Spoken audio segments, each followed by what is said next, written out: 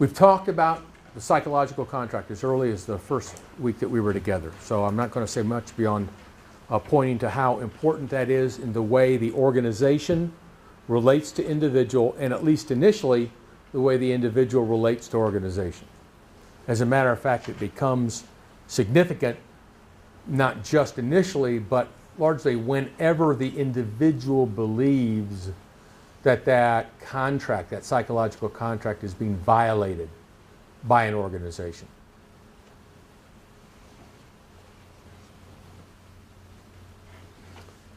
The socialization here, I want you to go back. I didn't think, unfortunately. Oh, yes, I did. Hold on now. I brought you a handout.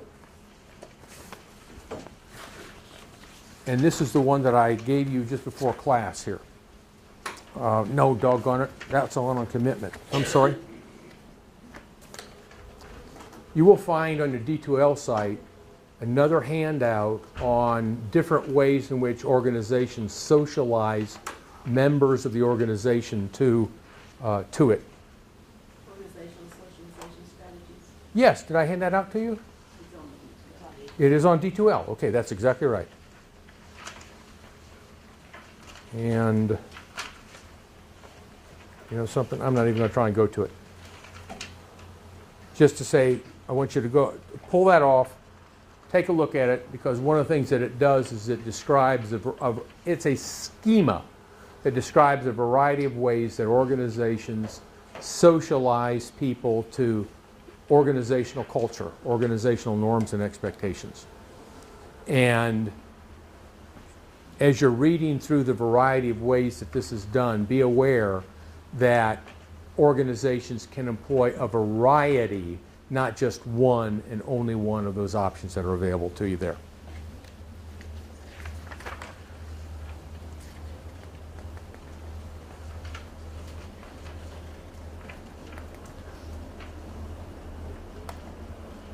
Quickly on motivation, and we'll run through these pretty quickly. You're familiar with Maslow's hierarchy of needs, correct? Okay.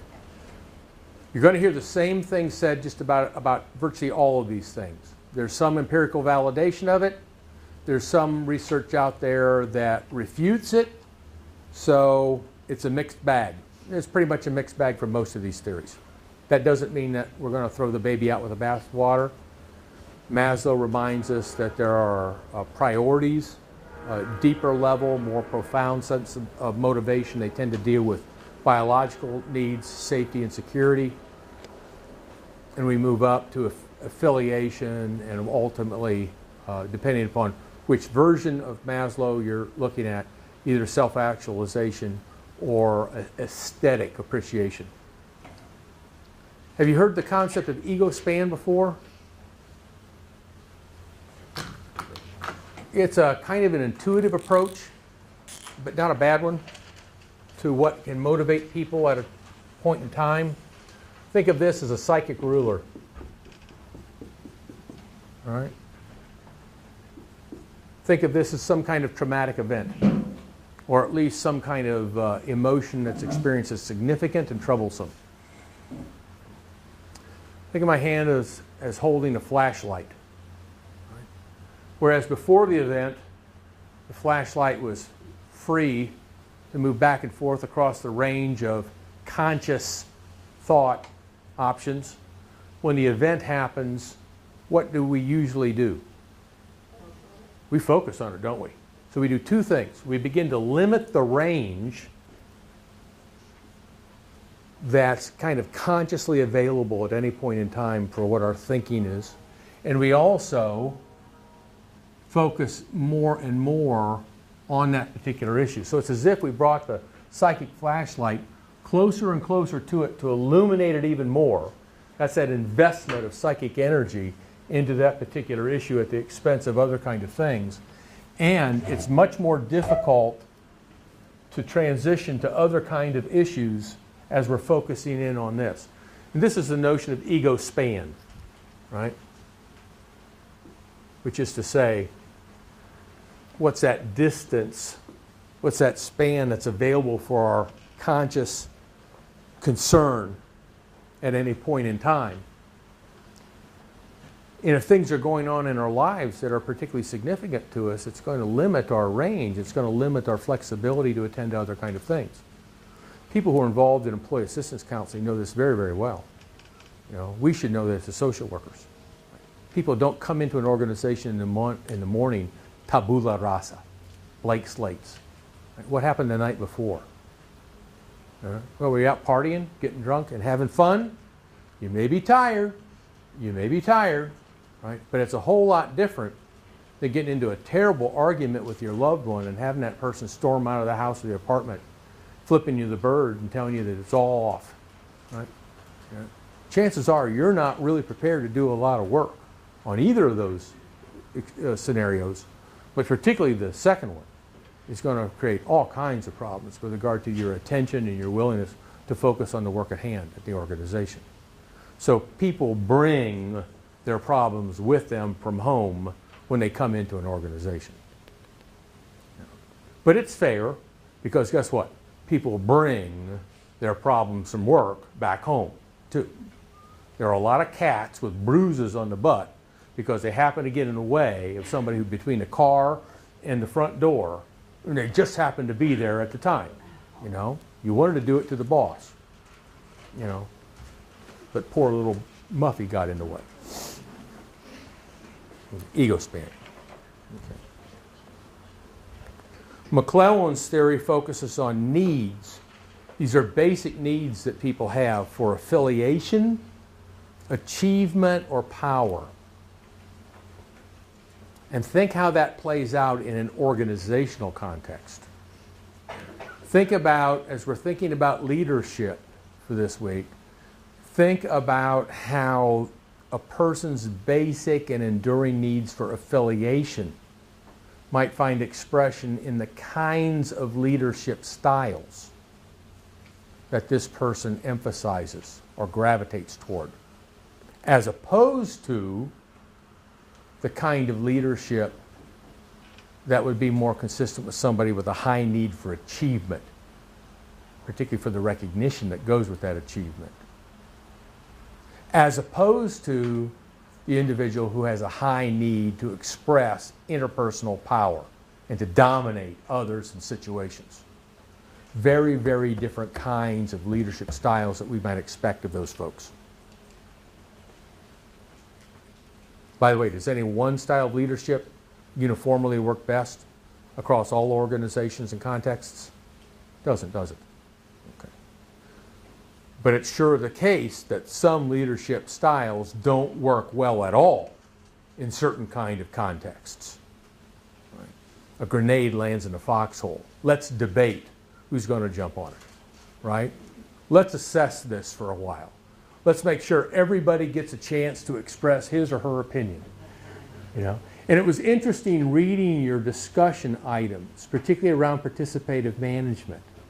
And it was one of the reasons that I kind of threw that little thing in that I did, but it was really enjoyable for me to see you deal with that and for you to be relating your experiences in organizations with that and to recognize that as good as participative management appears on the face of it, that the time permitted to give everybody expression may not be available to you.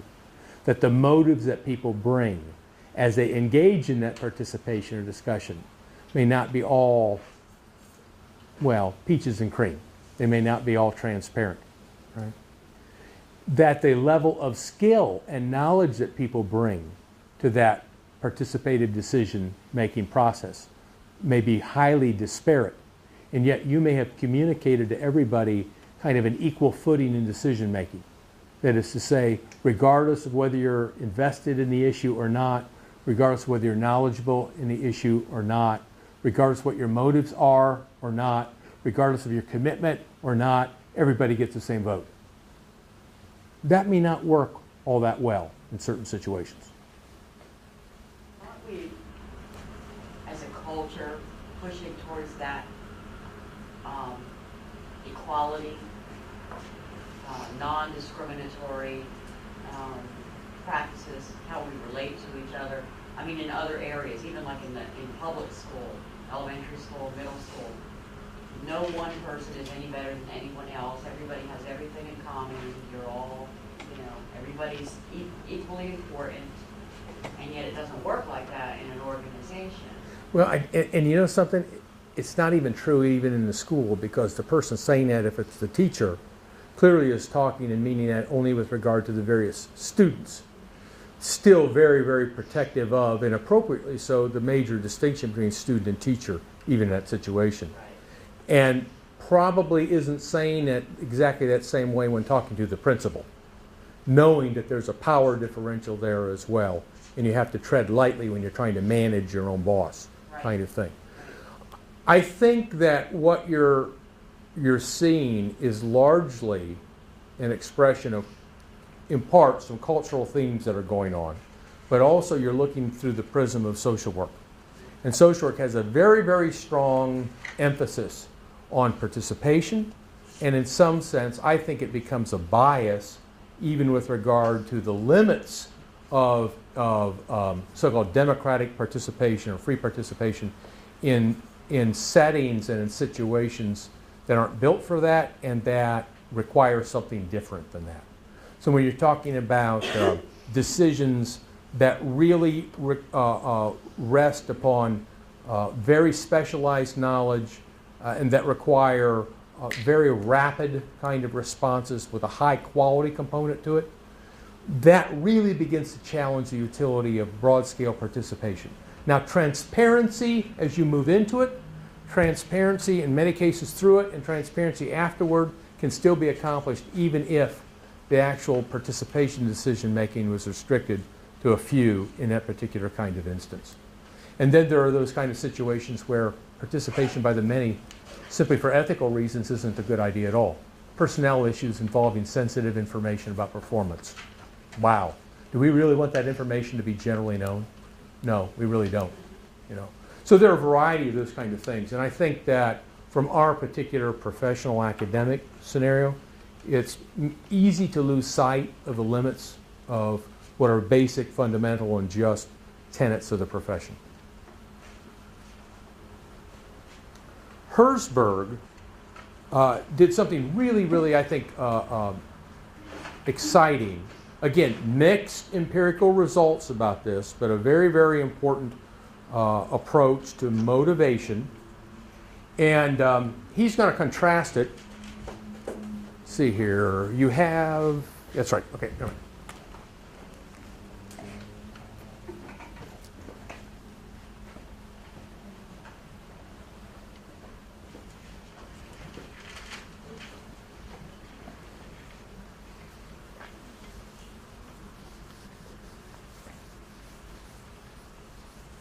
This is Herzberg's, in brief, Herzberg's theory of motivators and hygiene factors. Herzberg argues that a conventional approach to motivation is kind of unilinear. You're either high on motivation or you're low on motivation.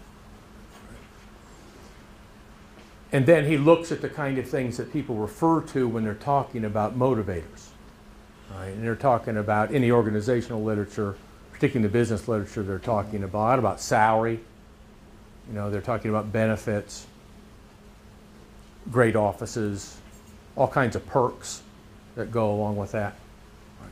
And that has to do a lot with the incentive systems that organizations put in place. Everything from manufacturing. Everybody ever work in a manufacturing establishment where you were paid piecemeal? The more you created, the higher wage that you received. Okay. Very mechanistic approach to motivating people toward higher level motivation or productivity. Now what Herzberg does is he says, wait a minute, let's think about this. Let's think about what these things are that actually motivate people. And let's try and get past this notion that really comes from scientific management that's over 100 years old, that one, workers are very different than managers, and that managers are complete complex social people, and workers are largely primitive, hedonistic people who can be fairly easily manipulated by creature comforts or by money. Right? And then secondly, let's just look at what money and some of these things actually do.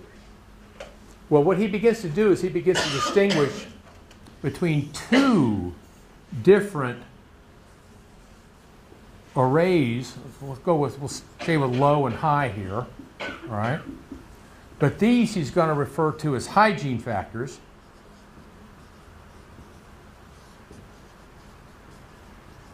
And these he's going to refer to as motivators.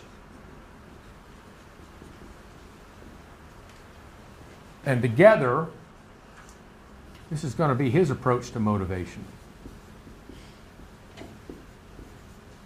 Right. Hygiene factors.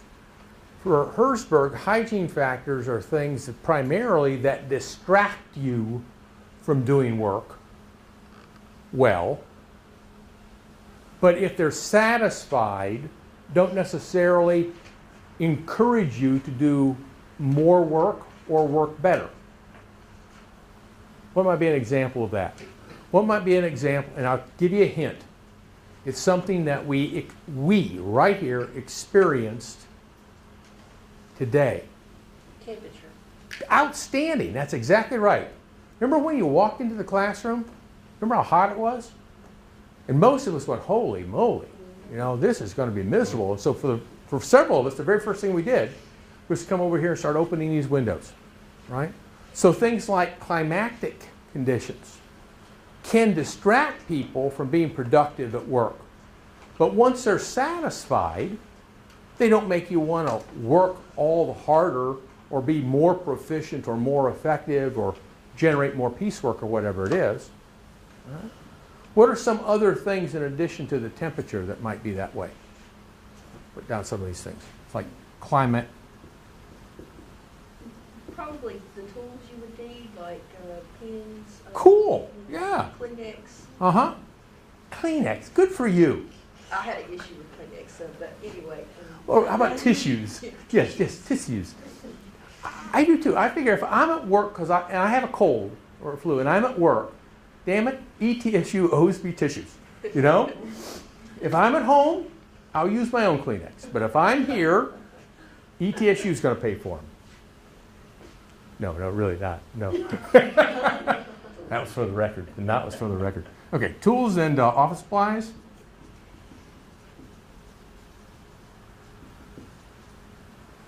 Space. Yeah. And here's one. Ready for this? Like your office, if you're an office worker, right? Look at this. Look at that bank of windows. All right, all of us, we've been working in an office. We know how valuable that is. Man, you get a bank of windows in your office, hot darn. You know, you get a corner office, you got windows on both sides like that, outstanding. You know, that's choice. That's choice, right? If you don't get it, and you think you deserve it, then you kind of get TO'd, right? But you get it, you think you deserve it, make you want to do your job any better? No, it kind of makes you want to brag about your office, right? It doesn't distract you, but it doesn't really motivate you to the work. That's the key, to the work. What are some other things? How about home comforts, things like a photograph or, being able to customize your space? Oh, cool. Yeah, because, some places you're not permitted to do that, or they put real restrictive limits on that kind of things. So, like, okay, space like office and customization. Yeah, I was thinking the actual hygiene of like a smelly worker. Yeah. Well, that's yeah, real hygiene stuff, right? Well, it could even be in relation to where you're located within your office. If you decide how cooperative the people around you are in the work setting. They know your nerves, or if they're gracious with their phone etiquette. I was thinking noise level. Yeah. Yeah, many times relation to peers, noise. Sure. Now, you ready for this? Salary and wages. Salary and wages. And this is where Herzberg gets real interesting. Now, Herzberg acknowledges that money is a number of things. It's a medium of economic exchange. Yes, it is. It's also a medium of symbolic exchange. So money helps us pay the bills, and more money helps us pay those bills even better or more of them. Right? But money for many of us is also one of the measures of self-worth that we have. It's one of the ways that we kind of calculate our self-worth. Now here's the key.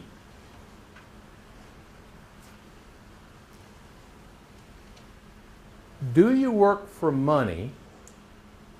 And by work I mean two things now. I'm going to ask it two different ways. Are you employed in order to get the money that you receive in exchange for the work that you do? Is that an important consideration? Not the sole one, not the most important one, but is that an important consideration? Yeah, it is, isn't it? Okay.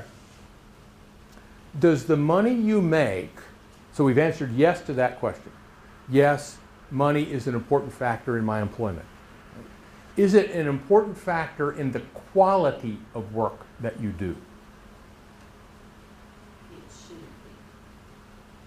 Is it for you? be. Is it for me? Uh-huh. It isn't. It isn't.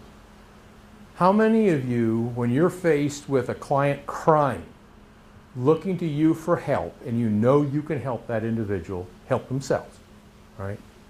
Decide that you will spend an extra 5 minutes with that individual because you may make more money that way. Doesn't become a part of your thinking, does it? But you've heard people say, I don't get paid enough for this. That's exactly right. That's exactly right. I don't get paid enough for this, but I'm still doing it. We're going to come to that, why that happens in a second. But what Herzberg points out, and I think this is one of the real insights that he has here, is that money is a complex thing. It is both a tangible resource, having obviously economic value, but it's also a symbolic resource. So it actually can have a variety of effects here, but I'm going to emphasize right now the prior or the major effect. That is to say, as in all hygiene factors, if not sufficiently addressed, it will lead to a low level of satisfaction with those hygiene factors. It will interfere with people's ability, willingness, or ability to do their jobs and do their jobs well. Look, we have a concept right here that helps us understand that. Darn it, I deserve more for what I'm doing here. Now, maybe I should be doing it at that very instant, but what am I doing? I'm dwelling upon the fact that I'm being paid 60% of what I think I should be being paid. All right. Now, all of a sudden somebody comes along, congratulations, right? The boss has changed the salary structure. You're going to get paid what you expect to get paid. Cool. Does that make me want to do the job even better? No, it just makes me now free of that particular constraint that I had. That emphasis here that was kind of locking me. There's another concept here that also can go both ways, as you're going to see down here in a second, but is for many people primarily a hygiene factor. This one's going to surprise you. Guess what the next word is? Boss. You got it. Your supervisor. Your supervisor. Herzberg's theory posits that for most folk, the boss is more a hygiene factor than somebody who actually stimulates commitment and facilitates high level of productivity. If you've got a good boss, then the absence of a bad boss frees you from the restrictions and the problems associated with a bad supervisor, but doesn't promote higher quality performance. Hygiene factors. And what is it that organizations typically manipulate to try to get you to do your job better? Incentives. Yeah. Hygiene factors. right? Herzberg argues that when you confuse hygiene factors for genuine motivators, you distort the psychological environment of work for the individual. You encourage them to chase money. You encourage them to suck up to the boss. But you're not actually encouraging them to do their jobs better. You're encouraging them to kind of manipulate the situation. Very quick war story. When I was an ROTC cadet, had to spend a month, I guess it was, at an Air Force base as part of our training. And there was a fellow there, I'll mention the university. It was the University of Oklahoma he was from. What I'm about to say doesn't necessarily damn University of Oklahoma. But at one point in time, we were having to polish the hallway in the barracks building. And so we were all taking turns doing that, right? Real teamship, real team camaraderie, right? Whereupon this guy comes up and says, I'll take it right here. And he gets down and he does it. And of course, he does it right in front of the office door of the Air Force officer who was supervising our particular squad or company, right? And we heard him say, good work, Davis, good work, kind of thing. Thank you, sir. As soon as he got on the other side of the door, somebody else's turn, right? He was going after that kind of praise, that kind of recognition. That's what he was going after. It wasn't doing the work that was important for him. It was the recognition. That was a warping of, a confusing of hygiene factors for what's going to be motivators down here. So what are the motivators for Herzberg? Satisfaction. Yeah, there you go. We're getting things like satisfaction. What else? Think about it. What? Vacation time. What's that? Vacation time. Probably up here, actually. Although some relief, well, still up here for the most part. In other words, think about this. Does offering you more vacation help you to do your work better? Does it motivate you to do your work better, giving you more time away from work? In studying the millennials, it does motivate millennials more, but it is also I can see it as both. Okay. With that specific group, it is a motivating Okay.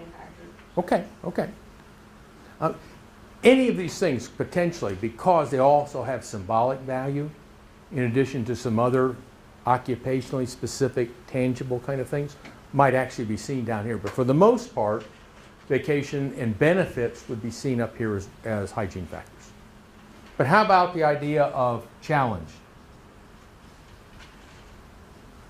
For folks with high internal locus of control, with a high sense of personal efficacy, the opportunity to be challenged and then to achieve, particularly when the achievement can be publicly recognized. What about autonomy? Not any of your offices.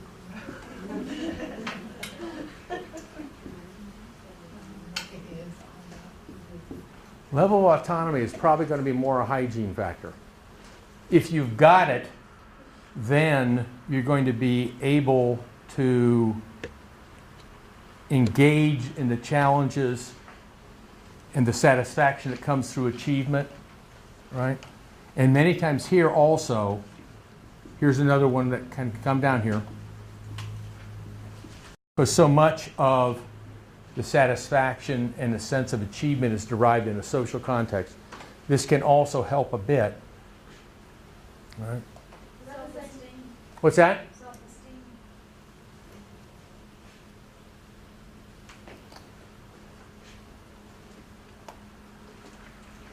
I'm going to think of self-esteem as a product of this rather than something that can be introduced into the environment or manipulated in some way by a management. See, because the way management, if you will, can manipulate some of these things is by structuring the task or structuring the job in a way that provides for high level of task identity, that provides for challenge for people who are prepared to meet that kind of challenge. They're adequately resourced, and so they have the opportunity for growth through the experience here? Okay. Are there values in terms of doing the work well that are part of the way that the task is designed? See what's happening here? Is that we're separating out things that essentially are intrinsic.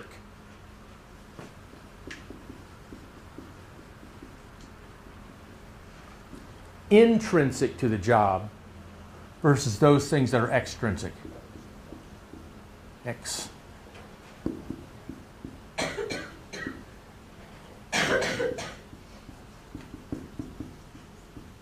Another way of thinking about the extrinsic is arbitrary. These things are largely arbitrary, aren't they? In other words, we're in a clinical concentration. I'll think in terms of, let's say, psychotherapy. If you're an accomplished, dedicated psychotherapist, does it make that much difference how much you're paid in terms of your ability or your commitment to doing well? Well, in this vacuum of actually producing, of actually engaging in this kind of thing, no, we say no. You know, whether you pay me, so long as you pay me what minimum of what I think I deserve, doesn't make any difference to how well I'm going to be able to do my job, because you're going to satisfy the hygiene factor relating to money and even symbolically relating to self-esteem, right? So you're paying me $100,000 to be a psychotherapist for your organization. That's a decent salary. That's a very nice salary. What? You're going to pay me $150,000 for that? Well, thank you. I really appreciate that. It's not going to make any difference in terms of the quality of the psychotherapy that I provide. It's arbitrary. You mean I'm going to have an office on the second floor with that nice single window? Fine, that works. Whoa. Oh, that went to somebody else? I get the one on third floor that also has the terrace outside of it and a private swimming pool? Oh, I don't know. Yeah, well, I don't know. Yeah, that's right. No, I don't think. Well, okay, fine. But it's not going to make any difference as psychotherapy. But you know something? Here's where it could. You know, I might spend more of my time out there in that swimming pool or something than I'm going to be spending with clients. So again, if you begin to manipulate this stuff well past what a person expects or has as his or her own level of what's satisfactory, then you can begin to distort the motivation system. Yes? What about fairness? 'Cause Fairness? what about if there are 3 psychotherapists Oh. and you get the one with the pool and the terrace and I get the closet? Yeah. Well, then you're beginning to probably judge, aren't you, where you rank in terms of that. What does that mean to your Because I was self-esteem? going to ask if feeling valuable is on the motivator or on the hygiene. Or feeling appreciated. You know what I mean? You know, so, Is that considered relationships? Because that could be a big factor in deciding whether to go or stay, I would think. I would think of it more in terms of a relationship factor up here as a hygiene factor. These things tend to be intrinsic to the job. They're generally things that you draw from the experience of the work itself, the accomplishment itself, or from the immediate surround of people who witness what you've done and who value that. These tend to be more general contextual factors up here. Right? So if you're making judgments about differential favoritism in the way resources are being played out as a general kind of thing, I would regard that more as a hygiene factor. Because probably what you're thinking is, I'm not sure I want to work here, or I don't think that's fair. Okay? Right? But you still have the same level of enjoyment in a job well done when you're doing it.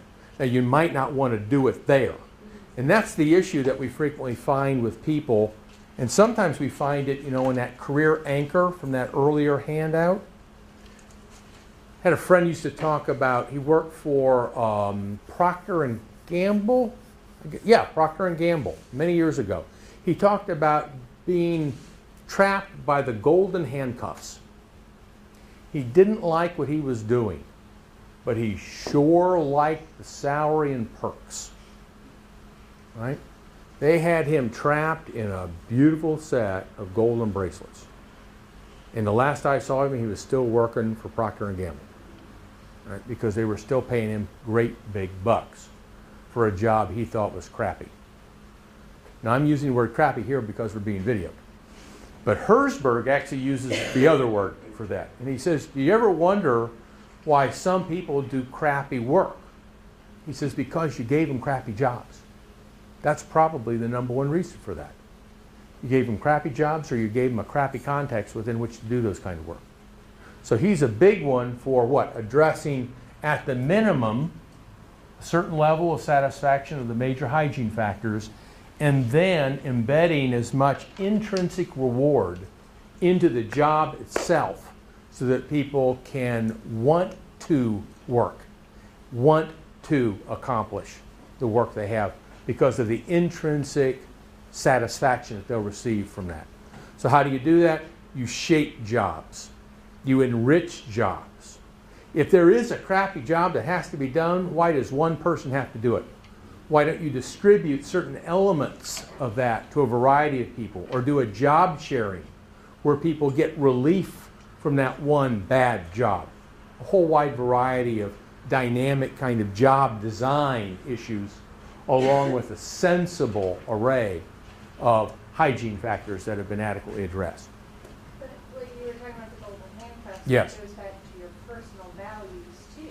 Yes. Because a lot of people, as miserable as they are, probably, you know, if money is not the motivator for them, it's, you know, I want to see my kids, my family, whatever, I'll go find a job I can have that time. And they take less.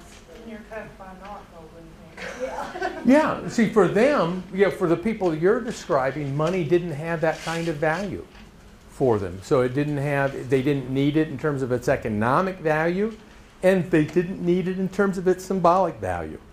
And that's really interesting, because what we're really kind of talking about is all of these things that might be perceived as sources of power that the organization has to try to manipulate behavior of individuals. But power is a social psychological variable. Power always rests upon the ability of somebody to seek from others a resource they regard as valuable. So if you're the only one that can provide the money, okay, and you're the only one who can provide the money, and you really value money, you have a lot of power over him. Power resides implicitly in the other's dependence. So one way of negating the power of any of these things is to say, you know something? An office isn't all that big a deal to me. I don't care what floor it's on. I don't care if it has a window or not. Does it have a desk? Have a place to hang my coat? That's fine. Once you adopt that kind of position, this as a hygiene factor becomes largely moot, but more importantly, in some respects, the ability of management to try to manipulate behavior or reward behavior through this also becomes largely skeletonized. Right? Different people, by the way, will have different combinations of things that are intrinsically important to them. Not everybody wants challenge in their job. We tend to see that more with professionals. We tend to see that more with people who have higher levels of education. We tend to see that with people who have more higher levels of self-efficacy, internal locus of control.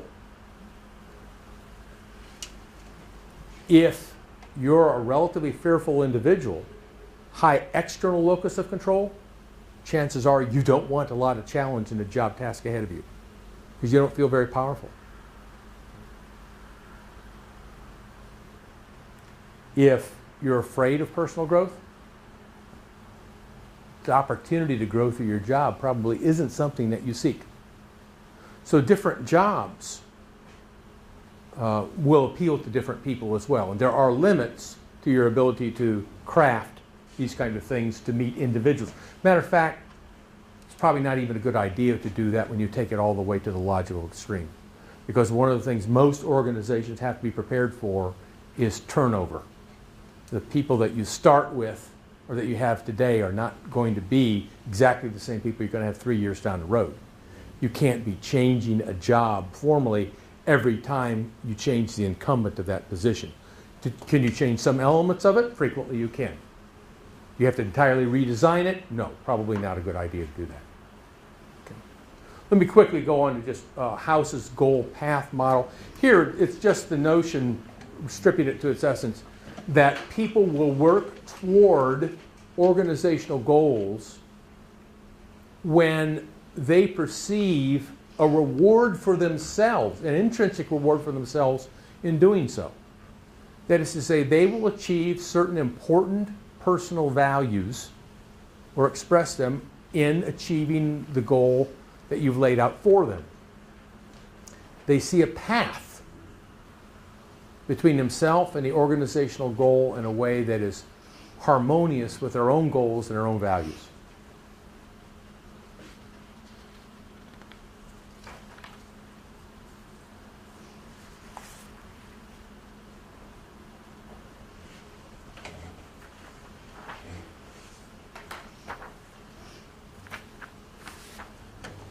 Your authors talk about theory X and theory Y, don't they?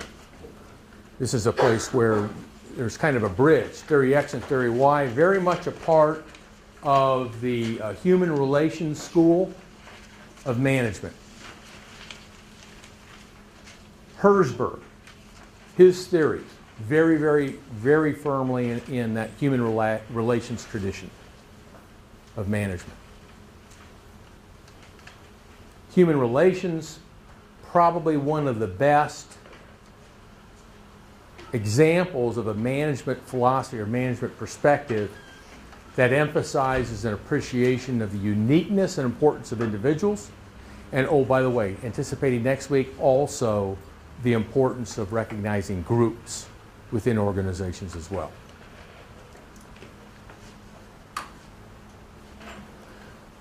But one thing about theory X and theory Y that you may not recall, sometimes not emphasized when they're talking about McGregor's work here. And this comes from his work, The Human Side of Enterprise. It's the name of the book. Terrific title for a book. And by the way, I just think that Douglas McGregor is a wonderful name itself. Really. I mean, how can you not like that name? All right. McGregor goes on to say that while scientific management is probably the best example of a kind of a theory X approach, and he's arguing that theory X and theory Y are not just theoretical systems. He's arguing in his book that these also are descriptive of two different ways that organizations and organizational managers actually perform their work in the real world. His argument in favor of incorporating theory Y to management's armamentarium continues with the following point. There are times when you have to fall back to theory X. Said differently, there are times theory Y doesn't work. There are people with whom theory Y doesn't work.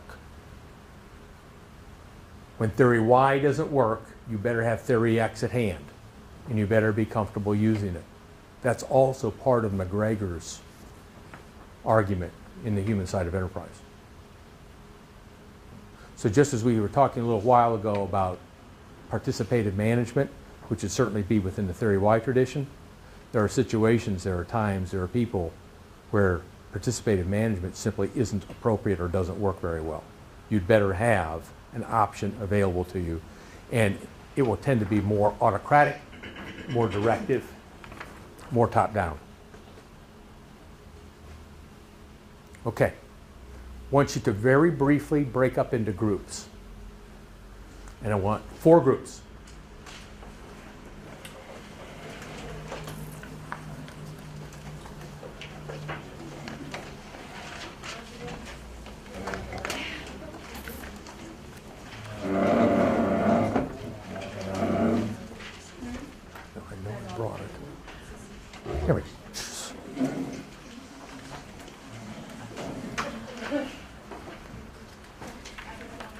Okay.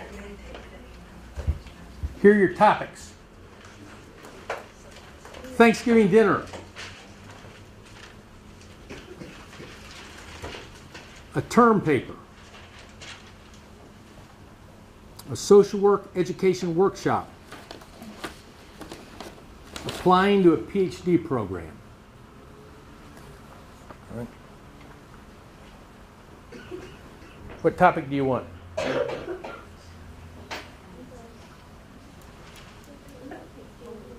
You got Thanksgiving dinner. Term paper. PhD program. What does that leave you? Workshop? Is that workshop? Is that right? Term paper? Is that right? What are you? Thanksgiving dinner? Okay. PhD program? Way to go. Right. Right. What I want you to do is I want you to come up with a time chart for the various activities that are required for you to complete your particular task. Okay? Now just briefly, okay, who's doing Thanksgiving dinner? Okay, real cool. Okay. Do a timeline of a Thanksgiving dinner prepared for and by a family, the size of your group, the 4 of you. Okay? Identify your members. You got turkey, you got baked potatoes, you got pumpkin pie, green beans served hot, pumpkin pie served cold, home-cooked cranberries served cold, you got salad. All the ingredients are in the house. Yay, that's the hardest part. There you go. All right. Turkey and the green beans are frozen. Dinner's at 5 on Thursday.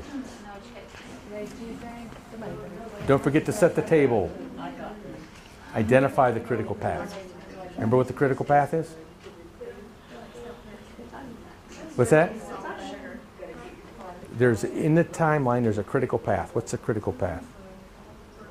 It's that path, if you will, between events, the one requiring completion of the other, where there's no compressibility.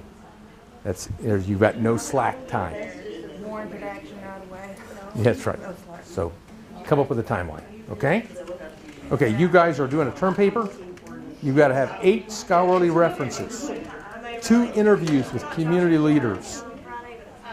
You have to turn in a paragraph describing your topic 4 weeks before the due date.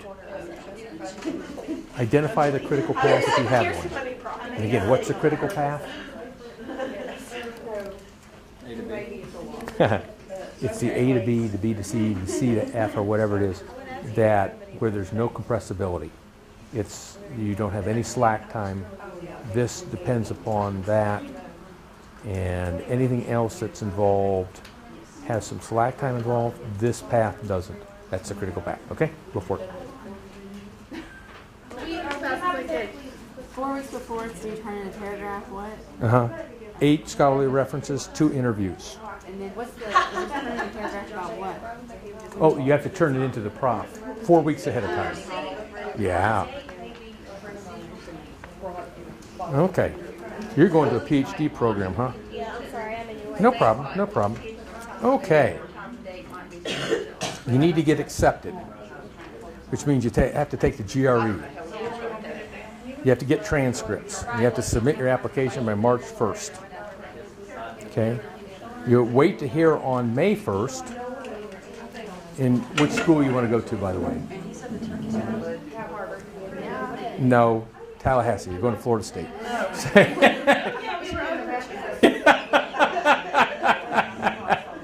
Harvard doesn't have a PhD program in social work. Oh, I'm sorry, the pain. Oh, that was. Yeah, they do. Okay. You want to move to Tallahassee by August 15th. Okay? And you plan to rent there. Okay?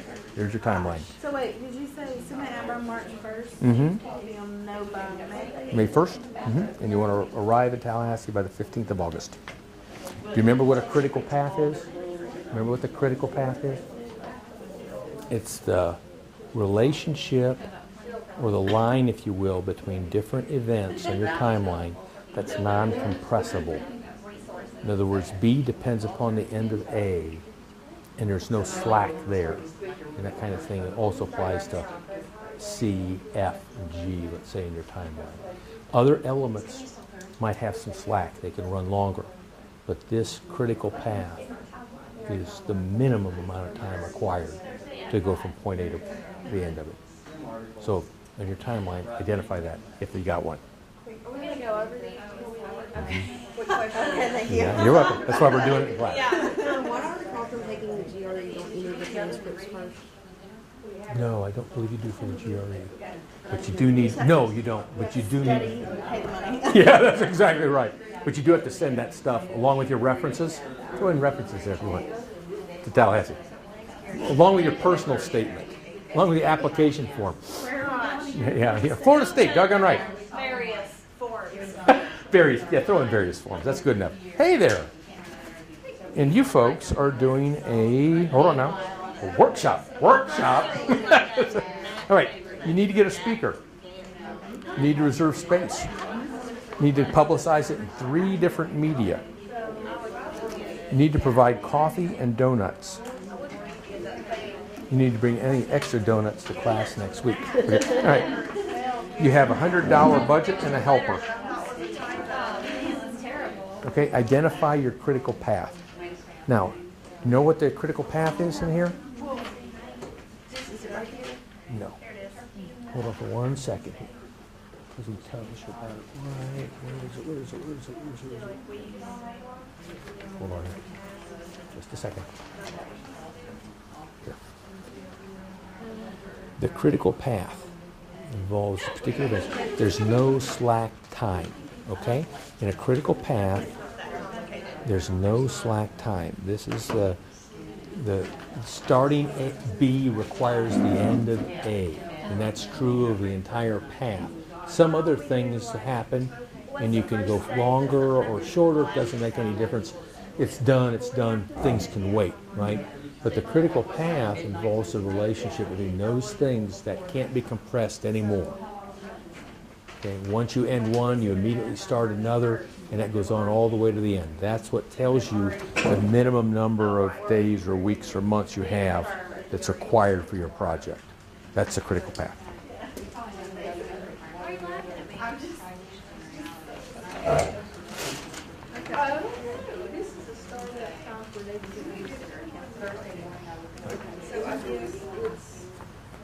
Let me give you a hint. Go back to the earlier page. There's your timeline. That's right. Now that's the same thing, but that one's written as a timeline. The other is written as a PERT chart. Timeline. That's right. What are you looking at? From when? Okay. That I don't remember.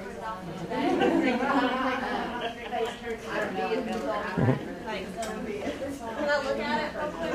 Like, you can still read it. Here, you take this look at it. So it is like what I showed y'all. Okay, so what we do is we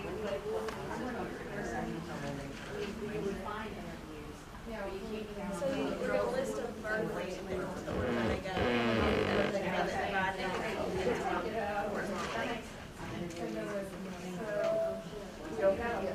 so first thing you need to do is you have to have the first response.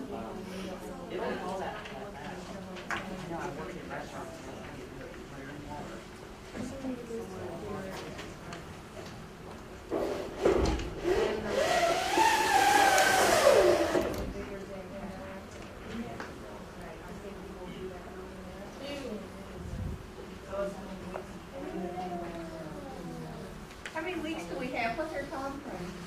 That's up to you. That one's up to you. We can probably do some. So which ones do you get?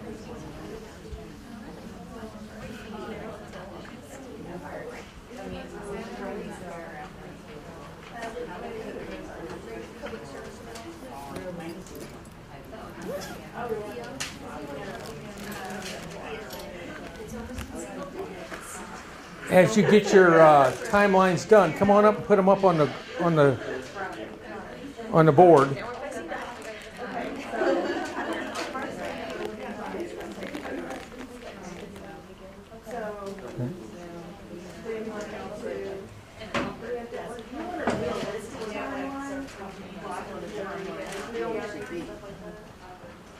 A realistic timeline or a timeline the way it should be.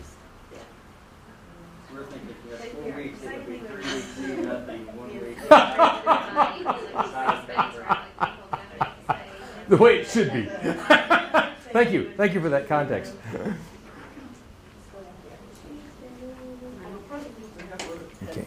Now, there you go. Let me write up here because some of you didn't bring it or see it.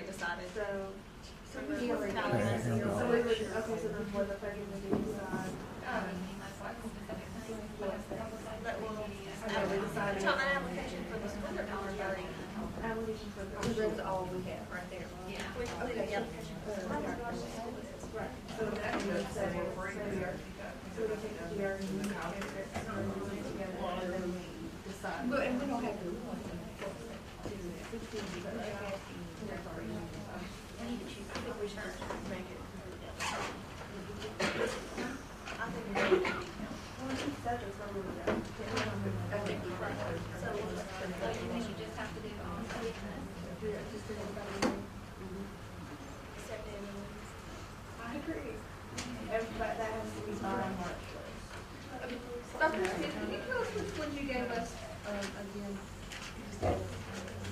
I'm going to show you something first. This is the form that I want you to write your timelines. This is the one that was consistent with the article that you were to read for today. Notice that here's the beginning. Week 1, 2, 3, 4, 5, 6. Right? Here are the different activities that are involved. In this case, 4 different activities. Week 5. Oh, okay. I'm sorry. I appreciate that. Appreciate that. We're doing this to get you prepared for this. Okay, real fast. I appreciate that. Very good. All right. Here's the period of time required, 1, 2, 3 weeks to do activity 1, whereupon we start activity 2, which takes a week.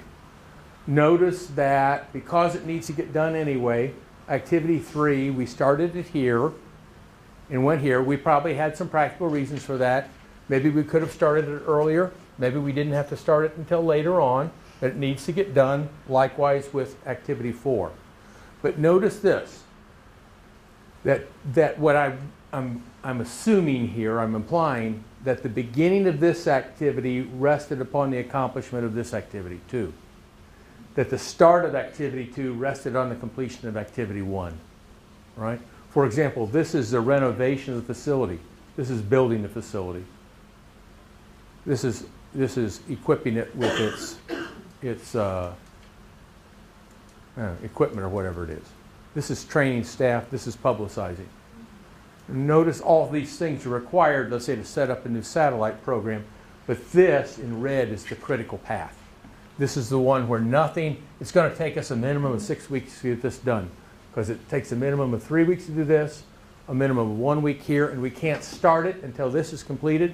And it's going to take us 2 weeks to do this, and we can't start it until that's completed. There's your critical path. Okay? So that's a timeline right there. So technically, upon reading this, if I was reading this, I would need the activities to be color coordinated with that line or designated in some way for someone to read it to show what my timeline would be. To show what the critical path is. Yes, Yeah. And if you're not showing the critical path, then you don't need the red line. You're just showing these kind of things. You have a narrative that describes each activity and how they're sequenced. So only the critical path would need to be delineated. That's right. And there would be some indication of what was on the critical path as far as activity. You had to thaw the turkey before you could cook it. Sure. Right? You had to cook it before you carved it. I stayed with Thanksgiving for you. Now, the thawing that turkey is a critical path. It is. That's right. Okay?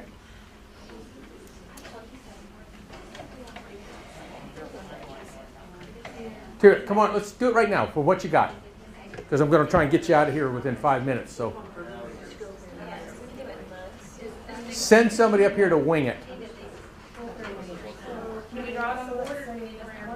Come on. I got the inkies. For you, Thanksgiving? Brown, that's right. That's right. Because you're writing a term paper, red.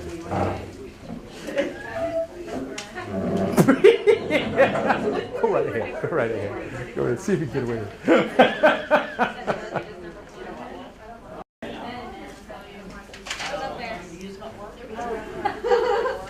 Because your doctoral robes will be fringed in blue velvet. Blue. Because we hope your workshop runs in the black. There you go. Oh, I don't know. I'll play one. Oh. I guess it could be. You'll just have to have it more out here. Because we're not moving until August. Start with the baseline. Start with your baseline. Supposedly, anybody using that is Okay, that's fine. Each one is the first.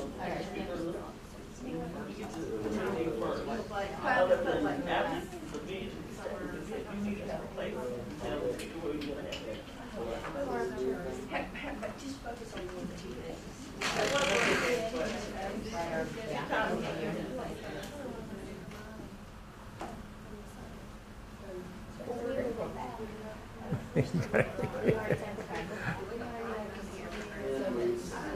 I'm just glad you don't want to know what we did during that critical time. That's what I forgot to put the line. Yeah, there you go. That's right. You could have a whole line there if you want. Yeah, drinking. Arguing with the mother-in-law. Telling the kids to go outside for the 12th time.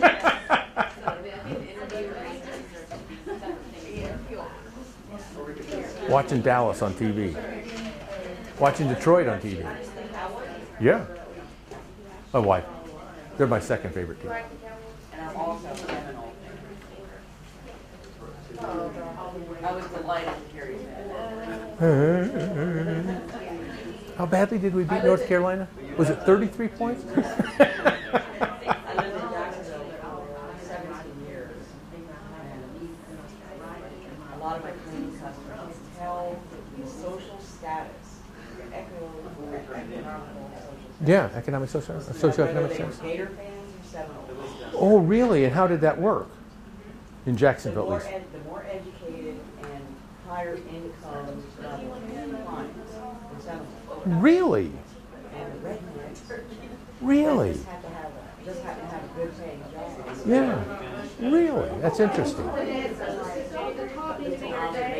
Okay, yeah, sure. Understood. And it was a limited sample. Understood. Okay, we've got 7 days. It's going to take you 7 days? Okay, all right. All right, that's works fine. We have no cleaning firearms to shoot out. Decent. I like that. Yeah, this is just the dinner. This isn't the recreation. Go buy one wine. Yeah, unless you're going to go out there and shoot the turkey. I could do that. My house, I won't clean it here. Where was I? Oh, Dalton and I were out driving around. Dr. Dalton. Saturday morning and came across a whole flock of wild turkey.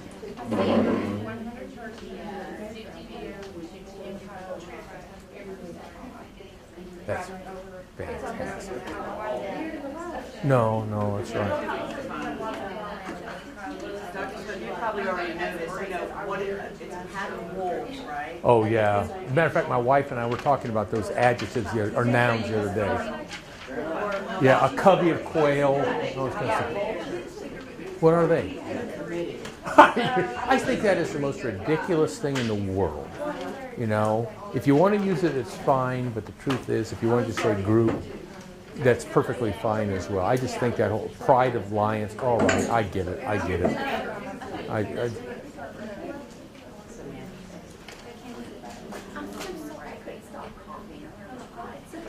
Oh, don't worry about it. No, that's okay.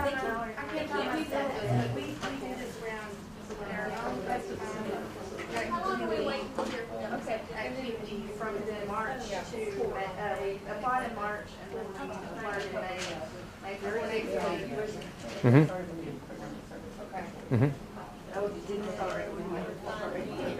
in May. Tell you what, in the interest of time, continue to do that, but just kind of keep one ear cocked over this way. Vanessa, you want to come up and describe yours? Other than the fact that, interestingly enough, for Thanksgiving, she cannibalized mine. Did you notice that? I would be careful of the turkey in this place. Go ahead. Just use the old recipe. you did. Whale. He had his large, we did Thanksgiving dinner, so we thawed our turkey. So it took us a little while to thaw the turkey. And then, when that was done, we had to prepare the turkey. So we did this right here. And then finally we took cooked the turkey, and we took 2 days because we used a special recipe, and you had to pull it out and let it sit. So then over here, I'll get right here, and we're ready to carve the turkey. Okay. So this is our critical path because our whole dinner revolves around the turkey. Right here we have the fixings, the veggies, the potatoes, and the dessert. Well, the potatoes, so we cooked that the day before. And then the dessert we cooked the last day. And then set the table, we did that the day before. But of course we have to drink wine. You have to have something to go along with the meal. But we kind of... All of those, yeah. Really, that is the critical path. Come on, let's face it. And then we put dinner time right here as just to indicate that. Cool. Yeah, that's right. That's right. That's exactly right. And here, each one of these activities depended upon the preceding one for completion before you can start it. They're logically linked together. That's what defines the critical path. Okay? What is it? This is our term paper. Come on up. Come on. Come up and describe it. No. Here. I think we would make a change though after listening to that. I think that Okay. would. I have to hold this. Just talk into it. Okay. I think the. Is this good enough? I don't have any idea. Oh yeah, you have to be this close to me. I'm trying to put you out of personal space. So, I would. Yes. So I would actually do the writing up here because that is the critical path because you're having to write and read the whole time. But the first week you have to have the paper topic overview, and then throughout the time you have to schedule interviews, and you have to go to the interviews, and you have to do your research. So I would switch this to here, and that would be a line right there. Okay. But the way at least you're originally thinking about it, you've got a critical path defined. Right. This activity required completion of this activity for its start. Right. Took several weeks, which permitted at that point in time this third activity to begin, define the critical path. So if you switch it, it flops the critical path over, but the logic remains basically the same. Right. Excellent, thank you. Somebody's going to a doctoral program at Florida State University. 33 points. I just mentioned it. Go ahead. Let's see. Applying for the doctoral program, we decided that the applying and taking the GRE would take approximately a month, as well as getting our transcripts from all of our schools. Filling out the application and completing the application process would take about a month with getting everything together, including the personal statement, references, and application. Pending acceptance, approximately 2 months, if not longer. And then after you get the decision, you look for an apartment, and then you take approximately a month to move. So, and that's the path. Excellent. There you go. And you'll enjoy Tallahassee and Florida State. Congratulations. Wait till next year. Okay. This is a workshop, social work workshop. Go for it. Okay, we had to identify our budget and get a helper the first week. And then it took 2 weeks to find a space and get a speaker. So that's in week 2 and 3. And after we identified those, we were able to publicize where and when it was going to be and what the topic was. So that was in weeks 4 and 5. And the 6 weeks, we got the donuts for the workshop. A full week ahead of time, I might add. Excellent. Yeah, that's right. Okay. So basically, what you've just now done collectively is what you're now going to do individually for that first homework assignment. Again, the description for the assignment is in the syllabus. It's really nothing more than this. Go ahead, Dr. Smith, I had a question about where it says the 2 decision points. Do we differentiate it any way than what we've already done here? No, Okay. just go ahead and do this. And you may find, for example, here's an example. You could argue that there are like 2 critical paths here because these activities both begin at the same time, end at the same time. But the importance of a critical path really is just to logically locate a sequence of activities, especially those that are requiring,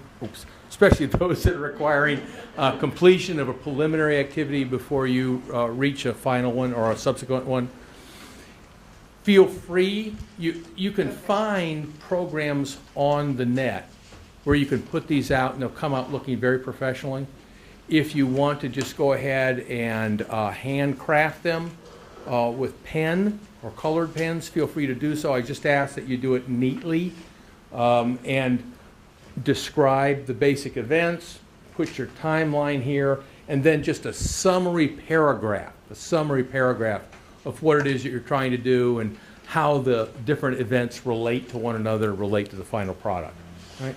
It's just a nice little exercise in thinking through the timing and the logical relationship and sequence of events, because next week we're going to be talking about planning, and clearly this is a fundamental planning exercise. All right? Have a good week, folks.